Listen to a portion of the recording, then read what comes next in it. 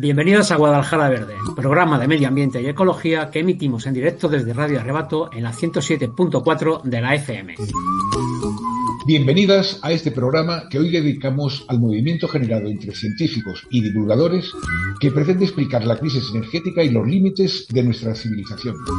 Y uno de los efectos de esta crisis son las guerras e intervenciones militares que se están perpetrando en el mundo, Venezuela, Irán, Ucrania, etc.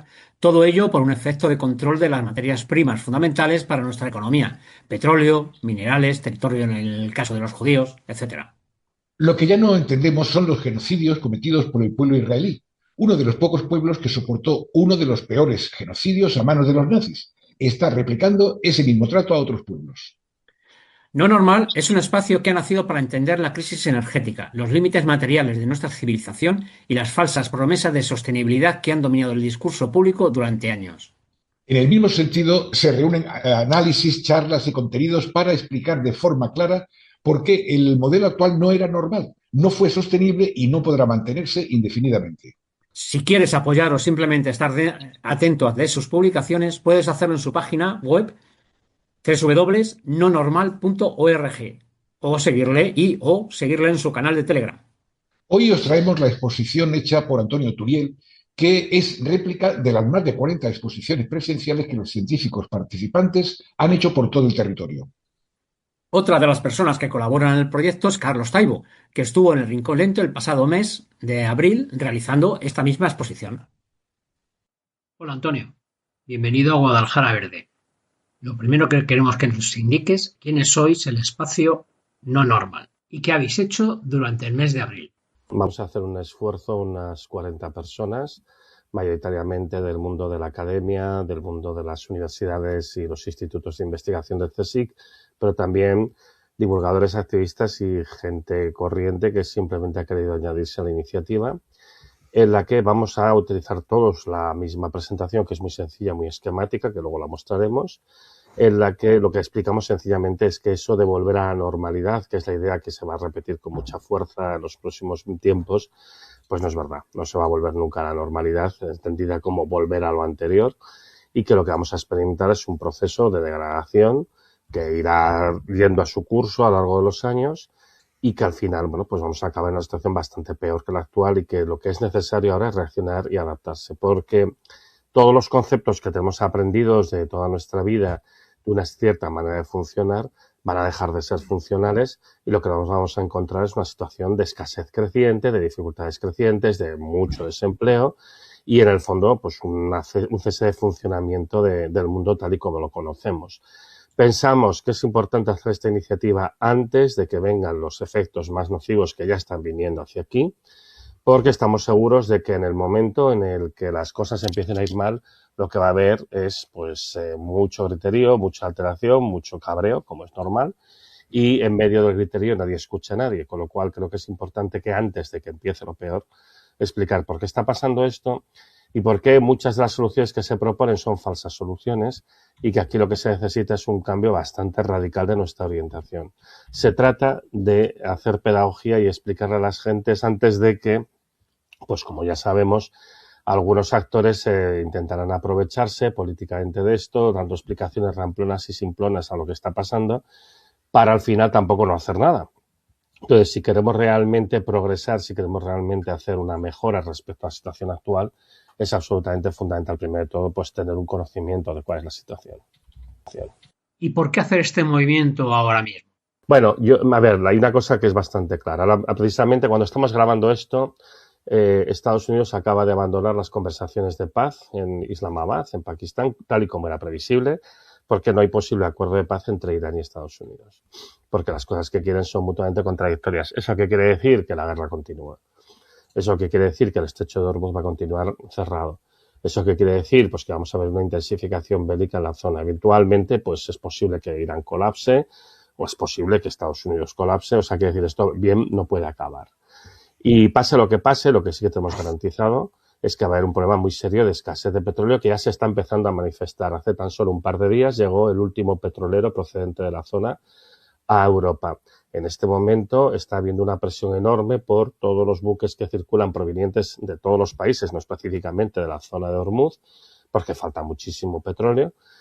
Y eso lo que está llevando es a que los buques cambien de rumbo en medio del mar, que a veces van en una dirección y a veces van en otra y se van y no vienen aquí, y está empezando a haber problemas de escasez que se están empezando a notar en países como el Reino Unido, como en Francia y como en Irlanda. Entonces, esto a nivel de España no falta mucho para que se empiece a notar. O sea, contrariamente a la impresión que puede tener la gente, la impresión que se está intentando transmitir de normalidad, aquí en el plazo de unas semanas vamos a empezar a ver primero problemas con el queroseno y luego vamos a empezar a ver problemas con el diésel. Y el diésel es una cosa mucho más dura porque el diésel se necesita pues para camiones, para tractores, para excavadoras y luego combustibles de la fracción del diésel para barcos. O sea, al final acabas teniendo un problema bastante serio con el movimiento del mundo, ¿no? Porque el petróleo al final es lo que mantiene el mundo en marcha. Por eso mismo es importante, ahora que todavía hay un poquito de serenidad, decir, mirad, es que esto se ha acabado, es que realmente se ha acabado. Y es que vamos a atravesar una crisis económica gravísima. Y es que, en fin, la gente va a empezar a ponerse muy nerviosa porque va a ver cómo las fábricas cierran, va a empezar a ver cómo la bolsa se hunde, va a empezar a ver que todo se encarece, la gente no va a entender nada, va a pensar que todo esto es una grandísima manipulación, cuando esto es una consecuencia lógica y natural de un sistema que era insostenible y que ha llegado a un punto de ruptura, que luego ya lo explicaremos, y que por eso ahora mismo entra en esta fase de aceleración de su degradación, que era algo previsible, era algo lógico, incluso lo llegamos alguna vez a comentar, tú y yo, Marcos, y bueno, pues simplemente ahora está pasando. Entonces ya no es en otro momento, es ahora. Y por tanto el momento de reaccionar también es ahora. Vale, pues la web es humanamente aceptable. Y ahora desarrolla el argumentario fundamental del movimiento no normal que habéis creado. Son muy claras, ¿no? Evidentemente, lo primero que tenemos que hablar es de la guerra de Trump, de la actual guerra que ha creado el señor Trump. Esta imagen que se ve de fondo, por cierto, es el bombardeo de una refinería en Teherán, que causó evidentemente una nube tóxica impresionante, al lado de la ciudad, como podéis ver, y veis el tamaño de las llamas. Bueno, la primera cuestión es, nada de lo que está pasando en realidad nos pilla de sorpresa. Hace muchos años, yo llevo 16 años hablando del problema del peak oil. ¿Qué es eso del peak oil? Pues es el momento en el que tú llegas al máximo de extracción de petróleo y a partir de ese año, cada año se va extrayendo menos. Esto es algo que es inevitable, no tiene que ver con la tecnología, no tiene que ver con la inversión. Tanto la tecnología como la inversión ayudan a retrasar este momento, pero llega un momento que quedan menos yacimientos por descubrir, los yacimientos que quedan son cada vez de peor calidad, el petróleo está más disperso, lo que se extrae tampoco es exactamente petróleo, requiere mayor procesado y al final llega un momento que no se da cuenta. Es que al final, desde el punto de vista energético, si gastas más energía de la que te cuesta extraer, realmente no vale absolutamente para nada. Pero incluso antes que eso, llega un momento que no es rentable económicamente, porque tú no vives para extraer energía, vives para ganar dinero, se supone, las compañías que trabajan en esto, y entonces necesitan que tenga un rendimiento muy bueno. ¿Qué sucede? Que ya estamos llegando al límite de ese rendimiento económico factible, porque los yacimientos que tenemos en marcha ya están muy agotados, y los que se encuentran son cada vez más pequeños y peores, ¿no? Y esto está pasando tanto con el petróleo como el gas. Entonces fue muy significativo que en septiembre del año pasado la Agencia Internacional de la Energía, que es una agencia que depende de la OCDE, de la Organización para la Cooperación y el Desarrollo Económico, que engloba a los países más ricos del mundo, básicamente pues Europa, Estados Unidos, Canadá, Japón, bueno, ya os hacéis una idea, ¿no? Pues esta agencia dijo que, bueno, que tenemos un problema con la extracción de petróleo y gas. Lleva ya años avisando que nos estamos acercando a este punto y, bueno, este informe fue bastante demoledor y lo sacaron deliberadamente separado del informe anual porque Estados Unidos presionó muchísimo para alterar el informe anual porque no le gustaba lo que se decía en él. Y yo creo que la parte incómoda era esta y la sacaron un informe aparte, que sacaron un mes antes, también para disimular, yo creo, sinceramente. Bueno, este informe se nos cuentan muchas cosas. Se nos cuenta que el 80% de los pozos de petróleo y el 90% de los pozos de gas ya han superado su máximo de extracción y que básicamente todo depende de lo que seamos capaces de encontrar y poner en marcha en los próximos años. Esto que vemos aquí es una gráfica sacada de ese informe que nos dice, mira, cómo ellos creen que va a evolucionar la extracción de petróleo y de gas en los próximos años en un escenario, bueno, en el que se invierte en mantener los pozos actuales en marcha y además pues se pone en marcha nuevos pozos que ya han sido descubiertos, pero que todavía no se han empezado a explotar, ¿no? Esto tiene como varias franjas de colores, como veis. La franja de color azul cian, que es la de más abajo, es qué pasaría si no se invirtiese ni un euro más. a esto hay que añadirle la franja de color azul un poco más oscuro que está encima de esta, que es qué pasa si por lo menos inviertes en, vale, pues en mejorar los pozos que ya están en marcha, ¿vale? La franja roja es introducir pues algunas otras mejoras en los pozos que ya están en marcha, con lo cual todo esto depende esencialmente de meter mucho dinero en aquello que ya está funcionando y que ya está empezando a bajar. La franja amarilla, que como veis tampoco es que sea muy grande, es de los pozos que actualmente ya están aprobados, que aún no se han empezado a explotar, que como veis pues aportan muy poquito. Y luego tenemos toda esa franja de color pues también azul, verdoso, que está encima, turquesa, que dice no convencional, que es una especie de cajón desastre donde mete toda la explotación de otro tipo de cosas que no son realmente ni petróleo ni gas convencional, que esto incluye, por ejemplo, el de fracking y también incluye pues los petróleos extrapesados de Venezuela y de Canadá, y también incluye una parte de, mira, me lo invento por si cuela. Esto es así, ¿eh? O sea, porque aquí hay muchas de las cosas que están poniendo aquí que no es nada probable que se puedan hacer. Pero bueno, si cuela, cuela. E incluso con toda esta cantidad de pensamiento mágico, pues su estimación un poco de base es, vamos a aguantar un poquillo la producción estos años, pero ya pues hacia el 2030 pues esto empezará a declinar. Fijaos que si en esta parte de componente mágica, en realidad el declive empieza ya. Que esto es un poco el escenario que llevamos manejando hace años, ¿eh? O sea, antes de la COVID todo indicaba que nos íbamos a pegar un tortazo hacia el año 2025 y, bueno, pues vino la COVID y nos hizo ganar algo de tiempo, pero ahora ya pues ya está. Si os fijáis, la COVID se nota muchísimo, ¿no? Desde el año 2020 veis esa caída de ahí, pues esa caída de allí permitió evitar que llegáramos ya el año 2025 al pico y que empezáramos a ver un declive. Lo más normal, lo más probable es que vamos a ver una caída bastante rápida de la producción de petróleo en los próximos años, al punto de que si os fijáis en la gráfica, claro, incluso con esas dosis importantes de pensamiento mágico, hacia el año 2050 la extracción de petróleo y de gas pues va a estar alrededor de la mitad de lo que es ahora. Y eso suponiendo que no te dedicas a destrozar países, claro, porque si destrozas países y destrozas sus infraestructuras, lógicamente esto puede caer muy rápido. Y esto fue lo que nos decía la Agencia Internacional de la Energía en septiembre del año 25, en septiembre del año pasado. Pero fijaos qué ha dicho el Departamento de Energía de los Estados Unidos en enero de este año. Aquí hay, digamos, ellos separan dos grupos de estados de los Estados Unidos en producción. Fijaos solamente en la curva de color verde. La curva de color rojo es bueno, un subconjunto de esos estados que tiene interés por temas estadísticos, pero a nosotros no nos interesa. Fijaos en la curva de color verde. Esto es cómo ha ido evolucionando básicamente en los últimos años la extracción de petróleo de los Estados Unidos. Veis que, bueno, iba muy rápido, iba bien. Esto se debe sobre todo gracias al fracking de los Estados Unidos. Había llegado a una producción muy alta en noviembre del año 19, pero luego, claro, empieza a caer por culpa de la COVID. Entonces, bueno, a partir de la COVID, pues se ha llevado un montón de tiempo recuperar los niveles previos a la COVID. De hecho, no se consiguió más o menos hasta el año 2024. Pero ya os fijáis que después ya se quedan como un poquillo atascados. Ya no sigue creciendo, ¿no? La línea roja, de hecho, te está mostrando, pues, oye, cómo fue la recuperación de la COVID, que duró básicamente hasta enero del 24, y luego ya se queda estancada, ya no es capaz de subir, y bueno, pues hacemos un pequeño máximo en octubre del año pasado, en octubre del 25, ya empieza a caer. Estos datos ya están actualizados en enero, cayó todavía más, pero lo que es interesante de toda esta curva no es toda esta discusión de cómo ha ido la evolución de la producción, sino cuál es la previsión que hace el Departamento de Estado de Energía de los Estados Unidos. Y la previsión que hace es que en los próximos años vamos a ver un proceso de caída desde los niveles que estamos actualmente. Que esto no estaba previsto, esto no es la primera vez que hacen una previsión así desde que empezó el fracking. Y yo creo que todavía la hacen relativamente lenta.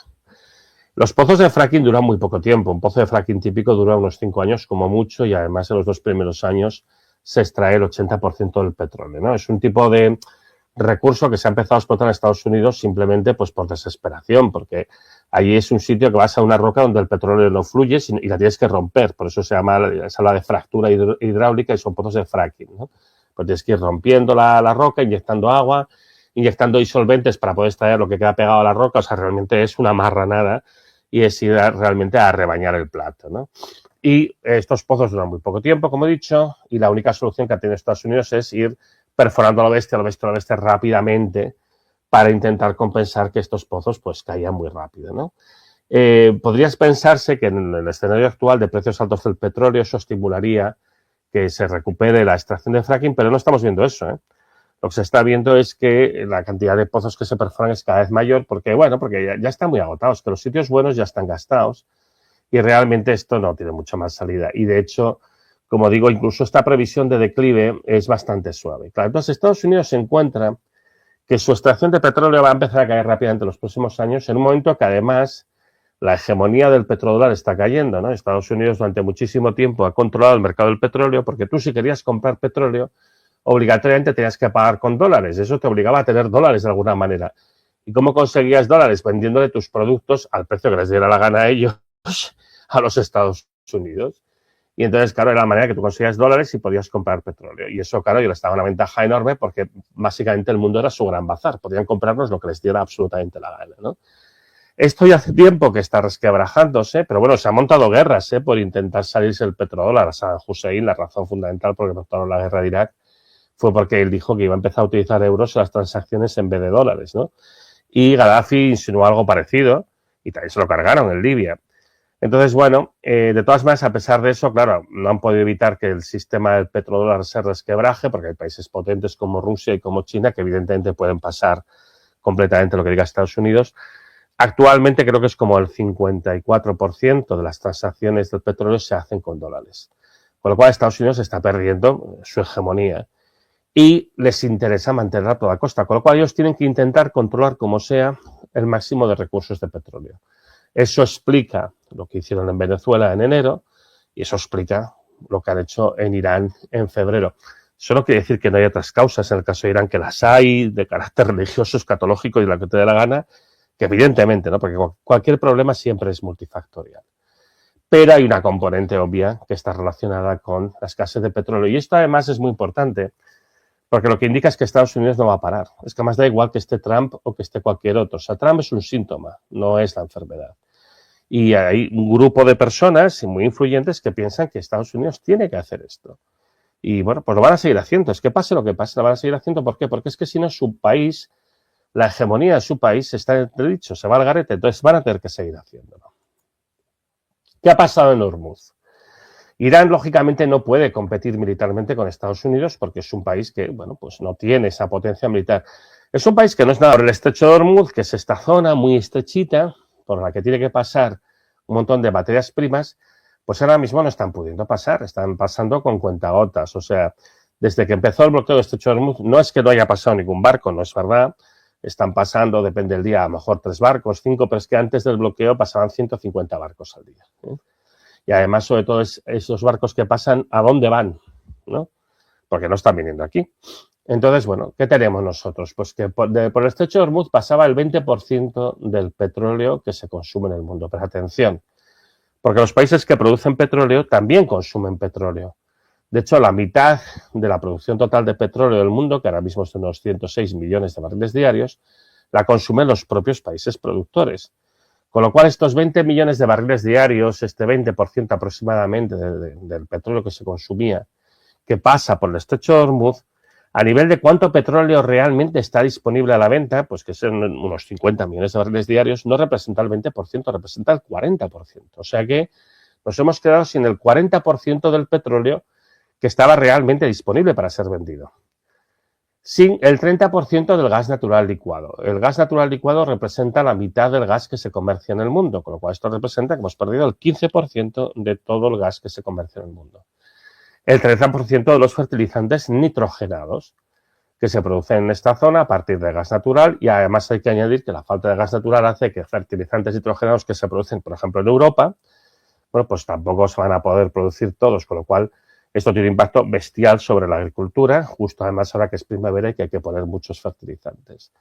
Se ha perdido el 30% del helio. El helio, en el caso de los yacimientos de Omán, sale asociado al gas natural, está mezclado con el gas natural, y el helio se utiliza para muchas aplicaciones muy estratégicas y en particular en la fabricación de chips.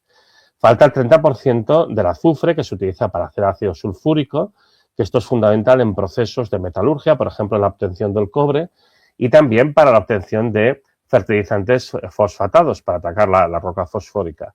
falta el 30% del aluminio, falta un montón de cosas y en porcentajes muy, muy grandes. Pero ya la cuestión ya no es solo lo que nos quita el actual bloqueo, ¿no?, sino que además, como ha habido bombardeos y como los pozos de petróleo y de gas han tenido que parar de extraer, porque ya sus depósitos, los depósitos que tienen en tierra, pues ya se han llenado, pues nos encontramos con que ya vamos a perder una parte de la producción. ¿Por qué? Porque esos pozos que ya son muy maduros, tú no puedes dejar de bombear, porque tú estás continuamente inyectando agua a presión por un lado y extraes petróleo o gas por el otro.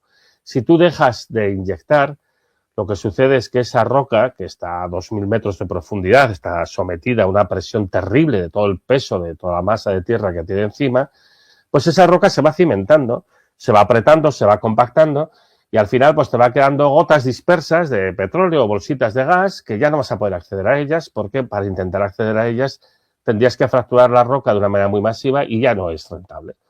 Entonces, de manera permanente, ya con el tiempo que ha durado esto, seguramente ya hemos perdido entre el 1 y el 3% de la producción de petróleo. De gas un poco menos, pero de petróleo seguramente ya hemos perdido en torno al 1 y el 3% de la producción global, de la producción del mundo, que no es poco, ¿eh? Eso fue lo que causó la crisis del 22, una disminución de ese estilo, y ahora ya seguro ya es permanente. Pero es que además hay que pensar en todos los daños que se han causado a refinerías, terminales, oleoductos, etcétera, etcétera, muchos de los cuales costarán años restablecer. Por ejemplo, Oman ha dicho que se ha destruido el 17% de sus infraestructuras de gas y que les costará 5 años restablecerlas.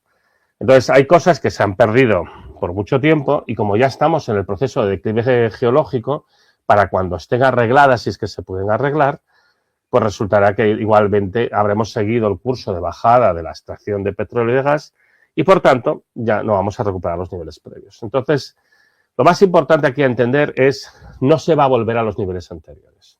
Lo cual quiere decir que va a haber una escasez sistémica de petróleo y de gas. La cuestión es qué porcentaje es lo que se va a haber perdido. Mientras falte el estrecho de Hormuz, pues van a faltar estos porcentajes enormes, gigantescos. Nunca se había visto una cosa así y eso evidentemente lleva a un hundimiento económico en toda regla. Esto ya no es ni siquiera una depresión o una recesión.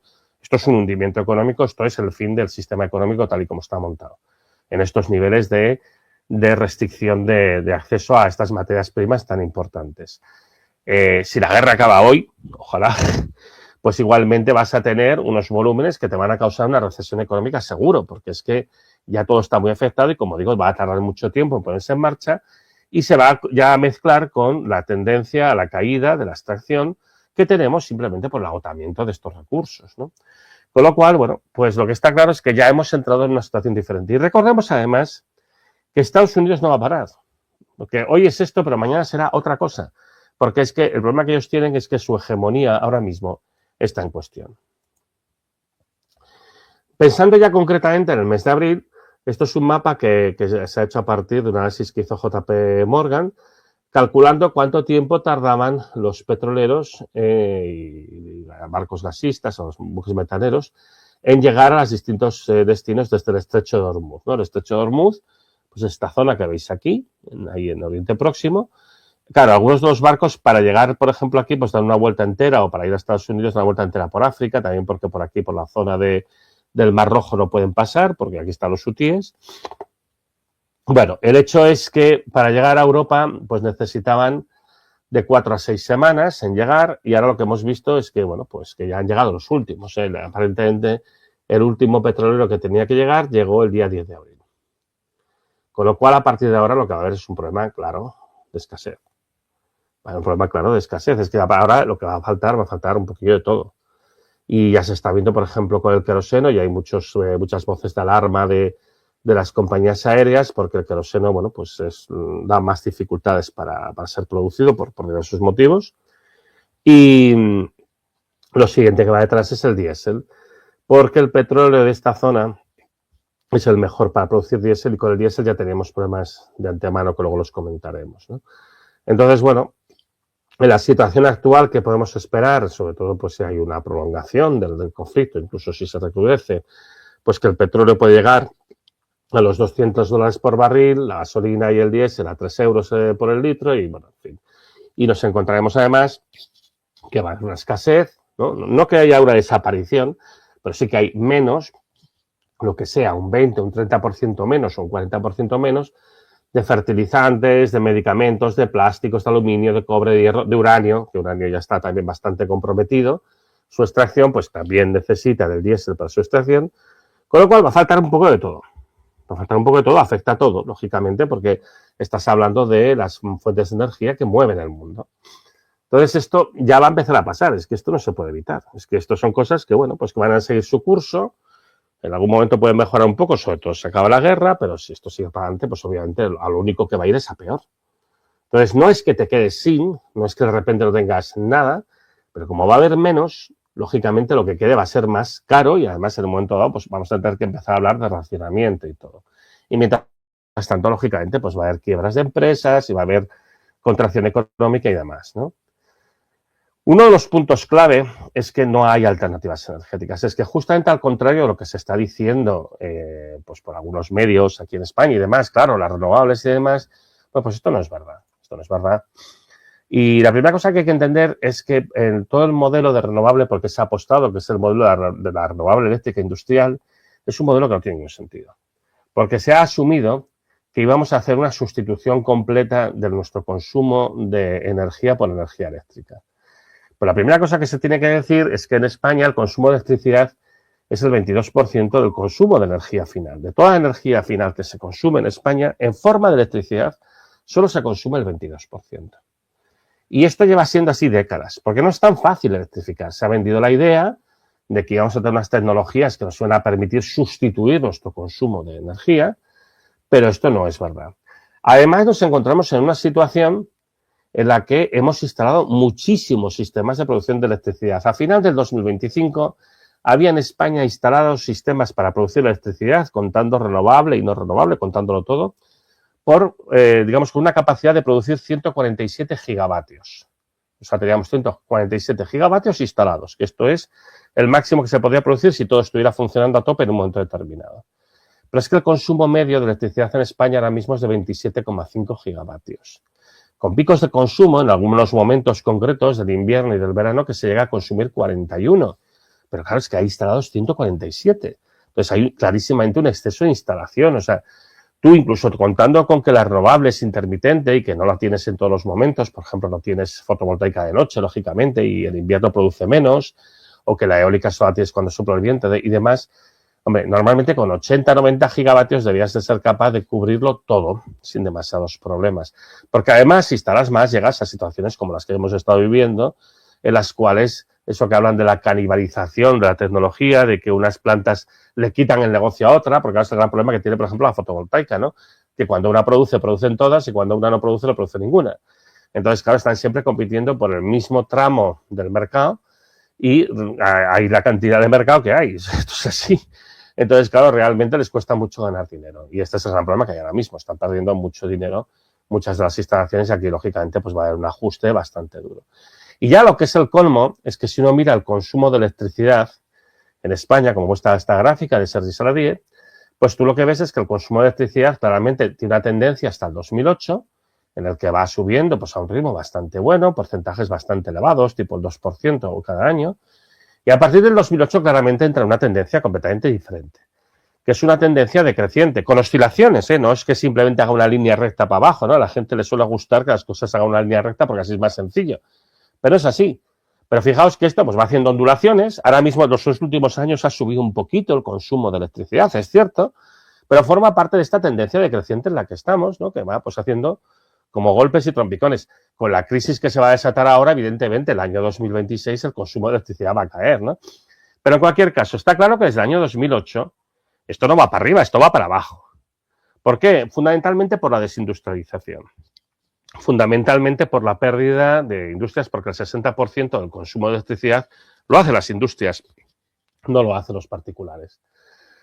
Y hay un proceso de pérdida de industria, bueno, pues por muchos motivos, porque los costes aquí son más elevados, los costes salariales, los costes de energía también, etcétera. Entonces, bueno, realmente no se está produciendo esta sustitución y al contrario lo que está habiendo es una reducción del consumo de energía eléctrica y encima instalamos más y más energía eléctrica pensando que vamos a sustituir todos los consumos de la energía. Entonces, esto es bastante absurdo. En el caso concreto de España, que además es un país pues, muy turístico y, por tanto, dependiente mucho del transporte, y el transporte es fundamentalmente petróleo, la mayoría del consumo de energía final, pues como un 54%, es en forma de combustibles derivados del petróleo. O sea, nuestro consumo principal de energía final, de energía lista para ser usada, es el petróleo. Y bueno, pues esto es evidentemente muy problemático porque aquí no ha habido ningún tipo de sustitución. Se sigue vendiendo la milonga esta, no es verdad, no está funcionando, no está funcionando, hay que decirlo. Eso no quiere decir que los sistemas de producción eléctrica renovables sean inútiles. No, claro que son útiles, por supuesto que sí, pero no son la panacea, no permiten hacer esta transición con este modelo que se ha planteado. No permiten hacer la sustitución total, no lo están haciendo. Y ya llevamos años, fijaos que la tendencia de descenso del consumo de electricidad es desde el año 2008. No es esto por lo que tendríamos que apostar. No hay tecnologías milagrosas. El coche eléctrico a estas alturas yo creo que ya la mayor parte de la gente se ha dado cuenta de que no es algo para todo el mundo. Tiene sus usos, tiene su nicho de utilización, sin duda, pero no se adapta a las necesidades de todo el mundo y además tiene pues todas las limitaciones asociadas pues a los materiales que necesita, a los tiempos de recarga, etcétera, etcétera. El hidrógeno verde, del que se habla también muchísimo, aunque ahora discretamente nos estamos yendo de él, es un mal vector energético. Es una materia que, para empezar, es de manipulación complicada, no deja ser un gas, que reacciona con todo prácticamente, es una sustancia muy reactiva, que es explosiva, que es inflamable y que además la forma de producirla pues tiene unas pérdidas energéticas muy importantes, en torno al 50% en una planta de electrólisis convencional.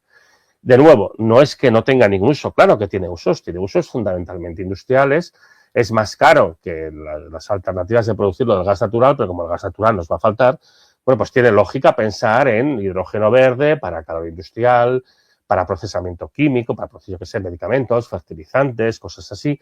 Vale, ahí tiene su sentido de ser, pero no para, por ejemplo, para motores, que esto es una de las cosas que se ha intentado estimular mucho, ahí sí que realmente es una absurdidad absoluta, ¿no? Y luego tenemos, bueno, pues la inteligencia artificial, que ha sido básicamente una manera de crear la expectativa de que va a hacer falta un consumo de energía enorme, porque efectivamente los centros de datos consumen muchísima energía, agua y los chips y materiales, etcétera. Pero aquí se ha creado una expectativa de negocio completamente irracional, sin tener realmente un modelo de negocio que dé dinero, y esto es algo parecido a la burbuja de las .com que vivimos en los años 2000, y esto simplemente va a tener que reventar, y encima la situación de crisis económica a la que vamos, pues lógicamente no indica que, no invita a pensar que esto vaya a poder durar mucho, ¿no? Yo lo siento por los que les gusta mucho utilizar el ChatGPT, pero yo creo que las empresas que se dedican a esto van a quebrar en los próximos meses. Eso no tiene nada que ver con la tecnología en sí. La tecnología en sí yo creo que hay que también revisarla un poco, pero es una tecnología útil, interesante, como en su momento fue la tecnología de Internet, ¿vale? Pero que evidentemente el modelo de negocio que se ha planteado es completamente idiota y esto se ha creado una burbuja que pues va a explotar. Entonces, bueno, pues no hay nada que nos diga, no, es que esto ahora no, porque va a depender de tal o de cual. Mentira. O sea, tenemos un montón de noticias en los diarios, pero no tienen el más mínimo fundamento técnico y además luego va sacando noticias como estas de hoy tenemos un pinchazo de la energía, de la inversión renovable, el mercado confirma que el hidrógeno verde es inviable, eso después de haber cobrado 3.000 millones de euros. Quiere decir, bueno, pues nos estamos encontrando que de vez en cuando vamos diciendo, oye, pues igual no era tan bueno, y bueno, esto es lo que decíamos todos, que no era la panacea, que no servía para todo, ¿no? Pero bueno, aquí estamos. Evidentemente no hay ninguna intención de parar, con lo cual lo que ya estamos viendo y que ya se está manifestando por toda España en particular es las nuevas burbujas renovables, y es donde estamos metidos ahora, pues que si combustibles orgánicos, que si biogás, que si biomasa. Los combustibles orgánicos son combustibles que se hacen teóricamente aprovechando aceites de cocina usados. Bueno, obviamente los recogen y los utilizan, pero no es la principal fuente de la producción de esto, porque además no daría un rendimiento energético bueno. Una parte importante de esto es grasa de cerdo. Básicamente, pues, de los restos de animales muertos que no se pueden aprovechar en el matadero, porque vete a saber cómo han muerto, no se pueden aprovechar para consumo humano ni animal. Y bueno, pues se utilizan para hacer combustibles. ¿Qué se puede hacer? Porque la densidad energética de un litro de grasa de cerdo es aproximadamente la misma que la de un litro de queroseno, o sea que realmente tienes un buen rendimiento. Por cierto, la de la grasa humana también. Así que nada, podemos reconvertir los cementerios en refinerías.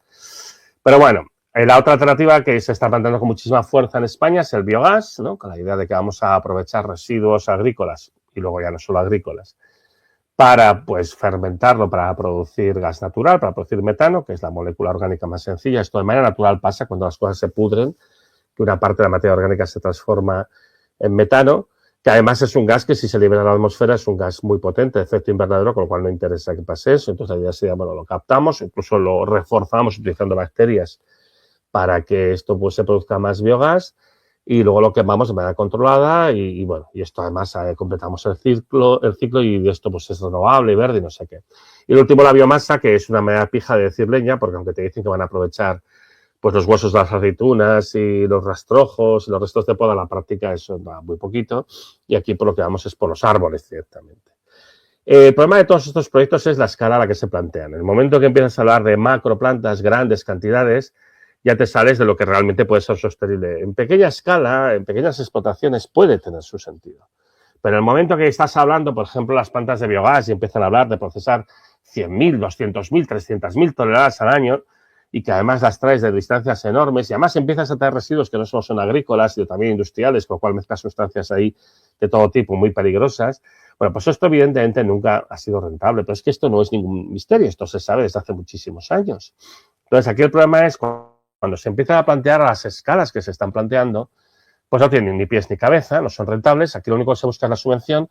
Y bueno, también hay que decir que por parte de la Unión Europea ya le interesa que esto se haga aquí, porque luego nos van a comprar esos combustibles a precio de mercado, es decir, por debajo de su precio real de producción, con lo cual aquí nosotros nos vamos a arruinar, pero se va a mantener con subvenciones, que aquí vamos a ser cada vez más pobres, y ellos van a poder conseguir pues combustibles semejantes a los derivados del petróleo y gas a precios competitivos. Esto evidentemente no es interesante para España y sin embargo se está fomentando como si fuera la panacea. Aparte que los niveles totales de producción nunca van a llegar a cubrir ni de broma los volúmenes de consumo actuales, porque esa es la otra cosa, esto tampoco tiene mucho rendimiento, esto tampoco tiene mucho recorrido, no vamos a poder cubrir todo el consumo actual con esto, aparte de que es una fechoría y que esto es una agresión ambiental salvaje y un gran consumo de recursos. Pero, bueno, pues ahora mismo estamos en eso, ¿no? Y es bastante terrible y además es que, bueno, pues hay una gran campaña publicitaria para decir que esto es la maravilla, que es fantástico y no es verdad.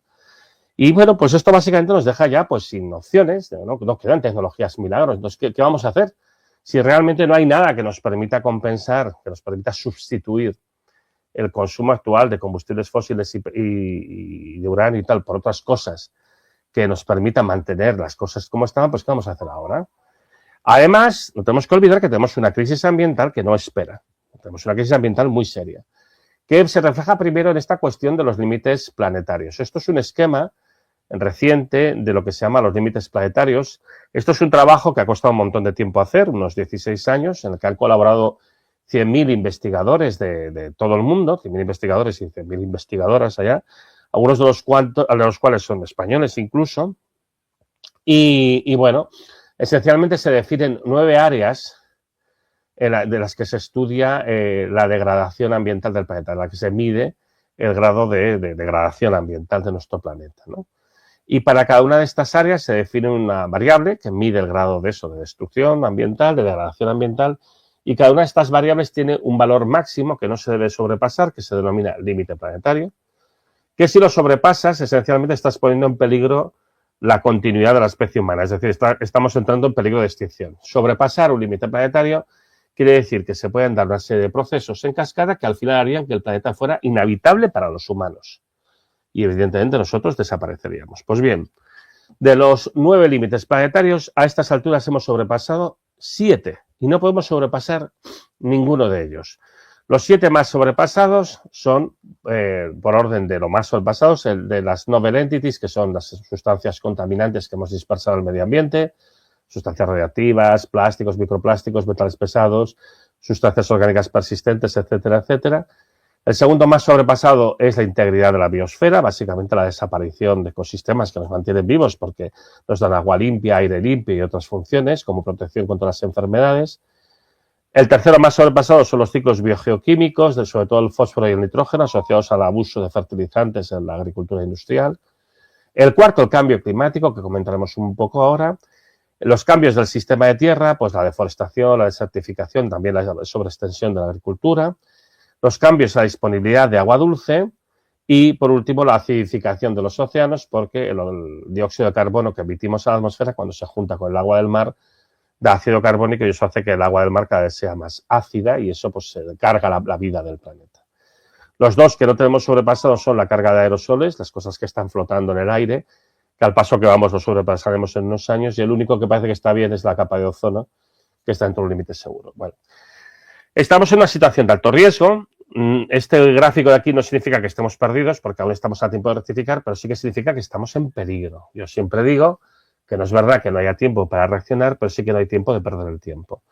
Y esto yo creo que es un mensaje muy importante. Los problemas ambientales no son solo el cambio climático, sino son todos estos, y hay que trabajar en ellos a la vez, y por eso no es aceptable decir, pues mira, voy a destruir unos ecosistemas y contaminar el medio ambiente para extraer unos materiales que necesito para hacer aerogeneradores o placas fotovoltaicas, pues eso no es aceptable, ¿no? Hablando específicamente del cambio climático, no puedo extenderme ahora, pero esto es básicamente, en mi caso concreto, es el trabajo fundamental que yo hago como investigador y como oceanógrafo. Estamos viendo que se está produciendo una aceleración del cambio climático y eso está llevando a una sucesión de eventos extremos que son cada vez más fuertes, más violentos y más repetitivos. Se tratan de cosas que ya pasaban antes, pero ahora son más grandes, más duraderas y, como digo, pasan con mayor frecuencia, ¿no? Entonces, por ejemplo, aquí hay algunos ejemplos de cosas que han pasado recientemente. Incluso los incendios de León del año pasado, pues tienen una componente climática porque en primavera llovió muchísimo y luego en verano hizo muchísimo calor, enorme para esta zona. O sea, yo estuve ahí la semana de antes y hacía 40 grados durante el día, que eso en León es una animalada, y por la noche 25 grados. Claro, eso hizo que hubiera muchísimo materia vegetal muy seca, lista para arder y, bueno, aparte que luego las negligencias de gestión de siempre, ¿no? Pero bueno, pues por ejemplo, la Ana de Valencia, evidentemente, pues tienes una arana mucho más grande de lo habitual, mucho más intensa, más duradera, o todo el tren de tempestades que azotó España a principios de este año y que causó tantísimos problemas, sobre todo en el oeste de Andalucía, ¿no? Pues, en fin, esto va a más, y esto está asociado pues a esta aceleración del cambio climático y a la aceleración al incremento e intensificación de los eventos extremos. Pase lo que pase, no vamos a volver a la normalidad. Esto es una gráfica que yo he elaborado ya desde hace unos años de cómo es la producción cada mes de diésel en las refinerías del mundo desde el año 2000 hasta septiembre del año pasado. En este caso, porque bueno, los datos siempre van con cierto retraso y yo siempre dejo pasar unos meses hasta que se actualizan. Bueno, como veis, pues la producción de diésel pues fue subiendo de manera bastante constante. En 2005 cambió un poco la pendiente porque es cuando llegamos a la producción del petróleo de mejor calidad. Llegó la crisis del 2008, cayó, se recupera ya hacia el 2010, ya se va subiendo pero más lentamente. Y tenemos esta zona que está entre el 2015 y el 2017, que la producción pues oscila entre los 26 y 27 millones de barriles diarios. Y luego ya empieza a caer a partir del 18, 19, claro, aquí llega el 20 la COVID. Y todo el 20 está abajo, el 21, esto es diciembre del 22, diciembre del 23, que parecía que íbamos a remontar, y ya otra vez para abajo, y bueno, pues ha ido oscilando los siguientes meses, ¿no? Ahora mismo nos solemos mover entre un 10-15% por debajo de los niveles de producción de diésel que llegamos a tener en la época más álgida, ¿no? Esto hace tiempo que pasa y eso está creando problemas ya desde hace tiempo en países de América Latina y de África. Esto no es ninguna novedad. O sea, y por ejemplo, en Bolivia tiene una crisis enorme del diésel, pero es que en Nigeria, que son los principales proveedores de petróleo de España, tienen problemas de suministro de combustibles hace tiempo. Y bueno, pues esto ya estaba en el menú incluso antes de que empezase a caer la producción de petróleo. ¿Por qué? Porque para producir este tipo de combustible se necesitan petróleos de mucha calidad que no tenemos, que cada vez tenemos menos, vamos. Y entonces, bueno, ahora lo que va a pasar es que cada vez va a faltar más y ahora pues la caída va a ser cada vez más rápida con todo lo que está pasando. Y es que el diésel es la sangre de nuestro sistema económico porque diésel es transporte, diésel es agricultura, diésel es minería.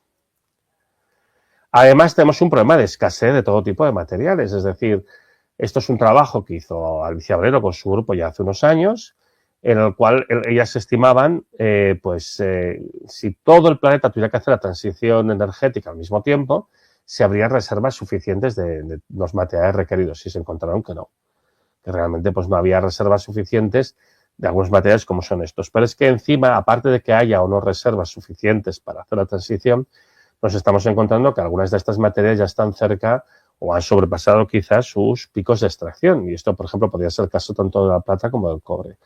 Y ya podrían estar empezando a hacer sus procesos de declive terminal. Y cada vez va a estar menos y esto más está empujando los precios al alza y evidentemente una mayor escasez. Pero es que en unos pocos años otras materiales podrían seguir acentuando el declive. Y más en una situación en la que va a faltar diésel, etcétera, etcétera. Y todos estos materiales son imprescindibles para hacer este modelo de transición que queremos hacer. Entonces, simplemente no va a ser posible. Es que no va a ser posible. O sea, no vamos a poder hacerlo porque ya es que tenemos que estar en una cantidad de materiales que además requiere muchísimo diésel y muchísima energía que no se va a poder conseguir. Entonces, es que aparte de que el modelo de la rural eléctrica industrial no funcione, es que encima tiene pies de barro porque se basa en una serie de materiales que no serán tan fáciles de conseguir. Y lo que sí que estamos viendo es una creciente conflictividad por los últimos recursos del planeta y en muchos de los conflictos que estamos viendo últimamente hay una componente de lucha por los recursos también. No es solamente todos los problemas que tienen ya pues de antemano en las zonas o también pues visiones mesiánicas, como es el caso de Gaza, pero también un problema de competencia por los recursos, ¿no? Por ejemplo, en las aguas territoriales de Gaza pues hay identificados varios yacimientos importantes de gas natural que Palestina los podría explotar para su propia riqueza y que, por ejemplo, Israel se los ha apropiado ahora mismo. Y también una parte del interés de desalojar a esta gente de aquí es para poder tener control completo sobre estos yacimientos de gas. No son tan grandes a nivel mundial, pero obviamente tienen un impacto económico importante tanto como para Israel como para Palestina, ¿no? El caso de Ucrania, el caso de Ucrania es conocido que ya en los años 90 la CIA diseñó un plan para que Rusia se implicase en una guerra que no pudiera ganar y que acabara teniendo una crisis sistémica enorme y se pudiera dividir en 6 países porque a Estados Unidos le preocupa mucho que Rusia es un país muy rico en recursos naturales, es probablemente el país del mundo con más recursos naturales y eso pues yo creo que también ha servido para alimentar una guerra que no acaba nunca en Ucrania con el objetivo de desgastar a Rusia. Lo que pasa es que creo que tampoco les ha salido muy bien, pero bueno. El Sudán del Sur, pues como sabéis, es un país que tiene unos grandes yacimientos de petróleo y una buena parte de la razón de la guerra es justamente el control de los pozos de petróleo que hay ahí y bueno, pues un país empobrecido en el que encima, bueno, pues tiene una guerra que nunca acaba, ¿no? Y el caso de Níger es bastante interesante. Níger es un país del cual Francia extraía el 40% del uranio que utiliza para mantener sus centrales nucleares. Francia depende mucho de la energía nuclear. La extracción de uranio del mundo también está en caída, bueno, pues como el resto de materias primas. Y para Francia fue un golpe muy fuerte que en agosto del año 2023 hubo un golpe de Estado y al final pues lo que se llevó es a una expulsión de los franceses de esa zona, ¿no? Porque además Francia pagaba un precio ridículo por el uranio que se extraía allí. Y Francia, bueno, intentó montar en su momento una coalición para intentar invadir Níger con países africanos, no funcionó muy bien tampoco.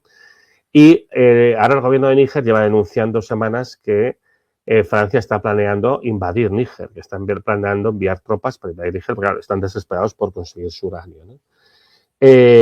Bueno, yo creo que Francia no se ha atrevido a hacerlo por la situación general que tenemos, pero para Francia es algo muy crítico, es que si no, no sé dónde van a sacar el uranio. Entonces, bueno, pues esto es un poco la dinámica en la que estamos entrando y además esta actitud de Estados Unidos de pues la imposición del poder más fuerte y saltarse la legalidad internacional, que ya siempre fue un poco quimérica, pero ya se salta completamente a la torera, pues bueno, por lo que está forzando es a que cada vez vaya a haber más guerras por los últimos recursos. ¿Qué podemos hacer delante de este panorama?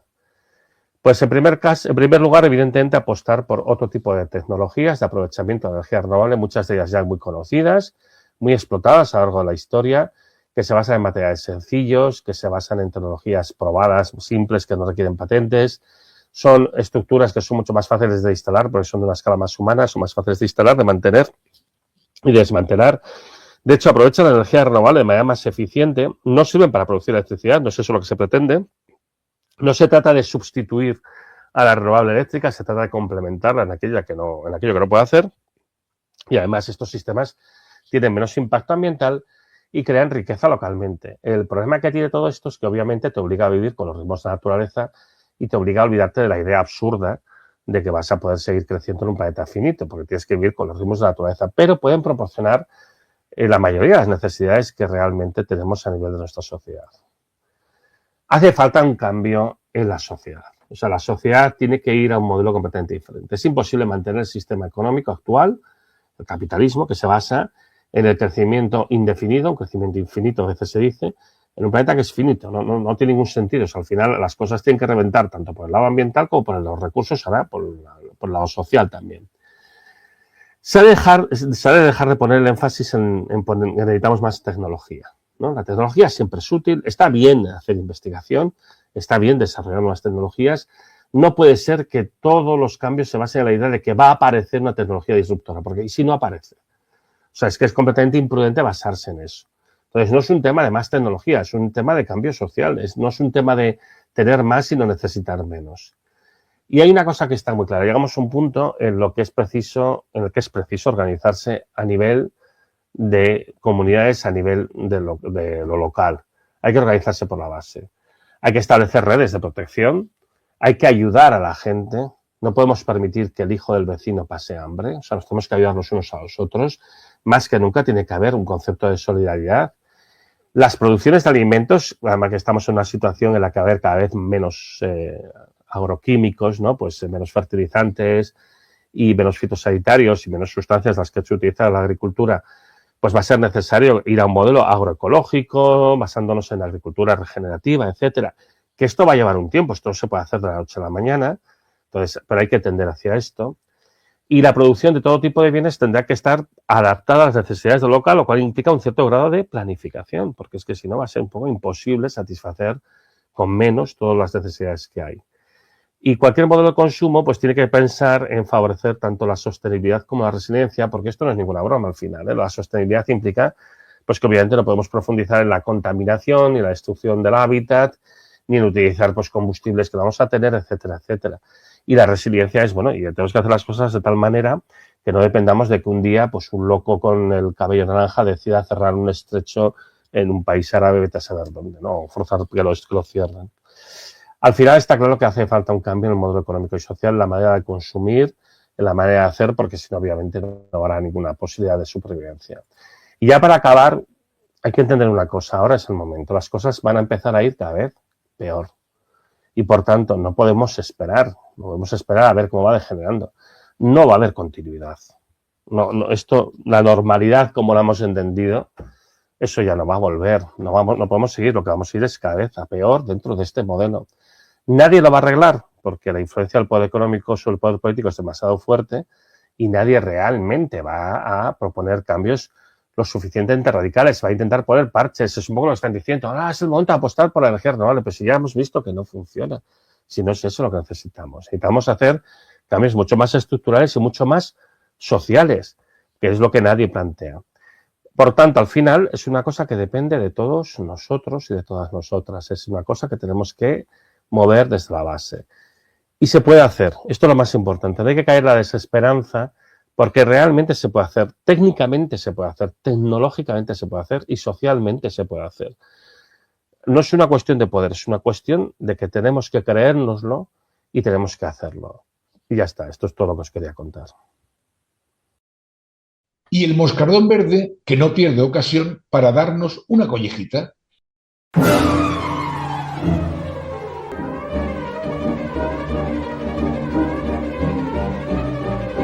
Buenas tardes, soy el Moscardón Verde. Ya sabéis que por razones obvias el tema del maltrato animal me tiene muy sensibilizado, y a muchos de vosotros también. Pero cuando habláis de la camada y de los animales abandonados o de la caza o de la tauromaquia, os olvidéis de otros muchos y crueles procedimientos de maltrato que los animales, presuntamente más civilizados, seguís poniendo en práctica. Del maltrato a las mascotas ya hemos hablado en otras ocasiones, pero no hay que olvidar que una buena parte de ellas, las más exóticas, que se ofrecen incluso en tiendas y ferias de animales autorizadas, proceden del tráfico ilegal, donde 1 de cada 10 animales mueren en el transporte y otros son abandonados o sacrificados por su peligro o la incomodidad de su mantenimiento, como reptiles, arañas o serpientes. Los circos eran otro lugar de maltrato, afortunadamente ya prohibido, porque la exhibición de animales salvajes amaestrados suponía un largo y cruel proceso de entrenamiento y esclavitud, con el dolor y el miedo siempre actuando sobre los pobres animales. Los zoos han mejorado sus instalaciones y muchos se justifican como centros de conservación y de investigación, pero no han perdido su papel como cárceles más o menos cómodas que mantienen a las especies alejadas de su hábitat. No me olvido de los acuarios y de los delfinarios, mitad circo y mitad zoo, donde orcas y delfines exhiben su inteligencia, malviven y enloquecen para deleite de vuestras crías. La equitación es otro lugar de maltrato, donde se somete a los caballos a un entrenamiento exhaustivo y cruel y se les desecha cuando dejan de rendir beneficios en la carrera o en el salto. También el turismo explota a los pobres animales. Esos caballos tirando de las calesas, o esos burros subiendo las cuestas, o esos camellos cargados de turistas en jornadas sin fin y en condiciones tan extremas que a veces mueren agotados en la calle. Pero donde vuestra crueldad alcanza su límite extremo es en la experimentación. Se calcula que unos 800.000 animales son sacrificados anualmente en España y hasta 115 millones en todo el mundo en los laboratorios de investigación, donde se utiliza todo tipo de especies. Ranas, peces, ratones, cobayas, macacos, vuestros primos los chimpancés, con los que compartís una gran parte de vuestro ADN, y los simpáticos perritos de raza Beagle que mueren a millares en experimentos con medicamentos, pero también con pesticidas y con productos cosméticos después de sufrimientos inimaginables. Y lo peor es que muchas de esas torturas son prescindibles y evitables con los modernos métodos de investigación, modelos artificiales, cultivos de células o de tejidos e incluso con inteligencia artificial. Lo peor además es que muchos de estos ensayos en animales no funcionan luego en los seres humanos. Pero en mi opinión, la mayor expresión del maltrato es que sois capaces de llevar a la extinción a miles de especies. La alondra ricoti en Guadalajara es solo un ejemplo. En unos casos por apurar el beneficio económico. Preguntadle a los pescadores asturianos por qué ya no hay salmones en sus ríos, o a los gallegos por las anguilas, o a los cazadores por qué tienen que criar a perdices y codornices en granjas. En otros casos porque resultan molestas. Casi acabáis con el lince para satisfacción de los conejos y os ha costado años y millones recuperarlo. Lo mismo que estáis acabando con el lobo, mientras los jabalíes invaden vuestros parques y se bañan en vuestras playas. En fin, que sois una especie egoísta y cruel, y vuestra soberbia os impide ver que la biodiversidad es imprescindible para vuestra propia supervivencia, y que el respeto a los animales no solo os ennoblece, sino que además os conviene. Y del maltrato a los insectos no hablo porque no me queda tiempo. Otro día será. Hasta el próximo programa. Y hasta la próxima semana.